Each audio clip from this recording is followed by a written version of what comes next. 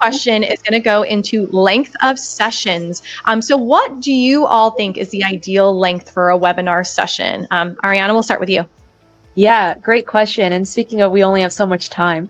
I think, at Uber for Business, we used to do 60-minute webinars. This was especially common during the pandemic when we were all, living off of Zoom.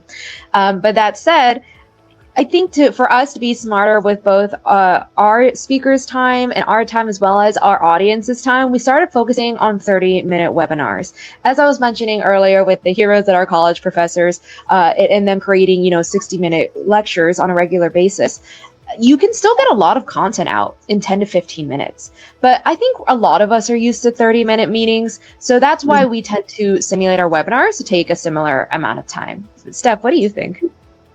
Yeah, I am also on the camp of shorter the better. I do think that it depends on, again, going back to your marketing goals and what you want to achieve in the session. But we too have been kind of leaning towards the 30-minute mark for webinars. And to your point about speakers, it's also a very different ask if you're asking a speaker to speak on an hour webinar versus a 30-minute webinar. An hour can sometimes feel a bit daunting, but one example I wanted to bring up about a shorter webinar is something that we do at Iron Horse. It's our webinar program called our Coffee Breaks. And this program started off as, the intent was it to be super short, snackable pieces of content once a month, 15, 20-minute sessions. Sometimes they extend to 30, but we really wanted it to be a space and time for people to grab a cup of coffee, take a break from work, and spend a little bit of time with us and learn something new.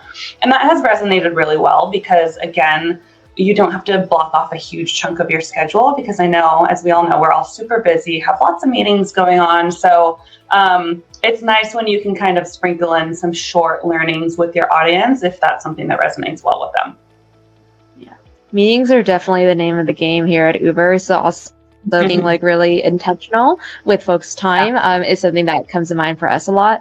We've also seen with our own webinars that people tend to stick with us for about 25 minutes. And beyond that, data shows that people's average attention span with webinars ranges from 10 to 20 minutes. So just food for thought when it comes to thinking about the length of your webinars.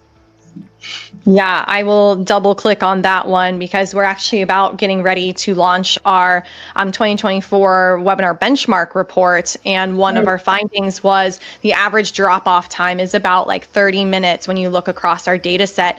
But one thing that was really fascinating that's a little off Richter from kind of where our conversation is going is we've actually seen a growth in webinars being 60 minutes or more, which I thought was really fascinating. I think the number was 15% of the webinars we reviewed, which was I think over 6,000 webinars. So a lot of content, 15% of them are doing 60 minutes or more, which I thought was fascinating. But again, I think going back to the start of this conversation, it's all about your business goals and what the point of your content is. So always keep that in mind.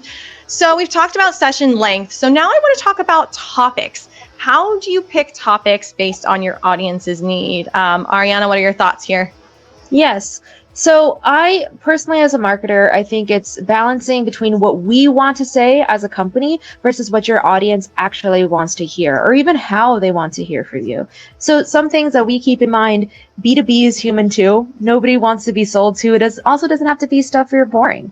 So that's something we keep in mind when it comes to the creativity of the topics that we choose, and also the presentation format that we deliver them in. Tying back to what Stephanie was saying earlier, whether it's fireside chats, whether it's, live demos, whether it's, your typical presentation with a slideshow format, things like that. Yeah, agreed. I always come back to the question, if you're wondering what your audience wants to hear about, you should ask them. So we really live and breathe that every day. So for our webinars, we ask during the post-webinar survey, what do you want to hear about next from us? So we do this both for our Iron Horse webinars and also for Uber for Business. And really, it's been really great to have a running list of topics that the audience is hungry for. So Ariana and I will go back to this list really often and see if there's anything we can kind of bubble up to the surface for a future webinar. We also, so that's post-event, but also pre-event, you can ask your registrants.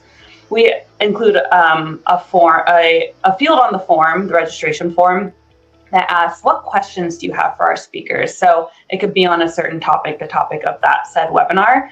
And that is really great insight into the webinar as you're creating it along the way, right? So you can kind of sprinkle in some of those questions to the session if it's applicable. If it's not directly applicable to that session, we can add it to our running list of other ideas and questions from the audience. So you can get really good insights from your audience base. They have a lot of great ideas, and you can add that to your running list.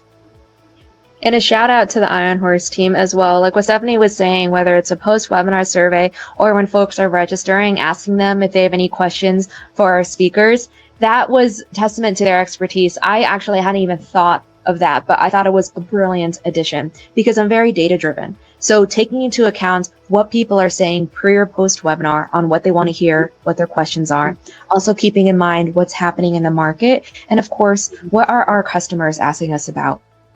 What are they saying? Keeping all those three elements in mind help inform the webinar content strategy that we create together year over year. Yep, agreed. And I think that you can always kind of think back to what unique point of view does your company have on a specific topic that's really hot in the market or in your specific industry. Those can kind of give you some good ideas of jumping off points of different webinar topics as well. Yeah, and one we have done ourselves is in your reminder emails for your event, put in a line that says, hey, do you have questions about XYZ topic? Email it to, Lindsay@goldcast.io. And I think that does two things there. It builds rapport between whoever is your webinar programming person or whoever your host or moderator is, building that relationship, but then also like opening that channel of conversation, like you all said, with your audience.